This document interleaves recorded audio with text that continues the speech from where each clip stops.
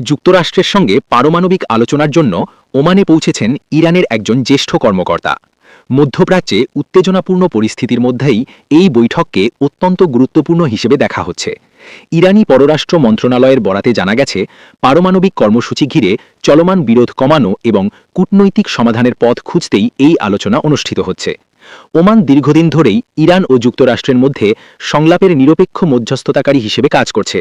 অতীতেও গুরুত্বপূর্ণ কয়েকটি গোপন বৈঠক এই দেশেই অনুষ্ঠিত হয়েছিল, যা পরবর্তীতে বড় ধরনের কূটনৈতিক অগ্রগতির পথ খুলে দেয়।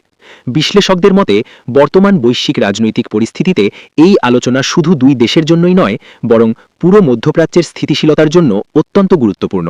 বিশেষ করে পারমাণবিক কর্মসূচি, অর্থনৈতিক নিষেধাজ্ঞা এবং আঞ্চলিক নিরাপত্তা এসব বিষয় আলোচনার কেন্দ্রবিন্দুতে থাকার সম্ভাবনা রয়েছে। তবে এখনও পর্যন্ত বৈঠকের আনুষ্ঠানিক এজেন্ডা প্রকাশ করা হয়নি। দুই পক্ষই সতর্ক অবস্থানে থাকলেও কূটনৈতিক সূত্রগুলো বলছে, আলোচনার মাধ্যমে উত্তেজনা কমানোর একটি বাস্তব সুযোগ তৈরি হয়েছে। আন্তর্জাতিক সম্প্রদায় গভীরভাবে এই বৈঠকের দিকে নজর রাখছে। সফল সমঝোতা হলে মধ্যপ্রাচ্যের দীর্ঘদিনের উত্তেজনা প্রশমিত হতে পারে বলে আশা করছেন কূটনৈতিক বিশ্লেষকরা। আরও আপডেট জানাতে আমরা থাকছি সঙ্গে।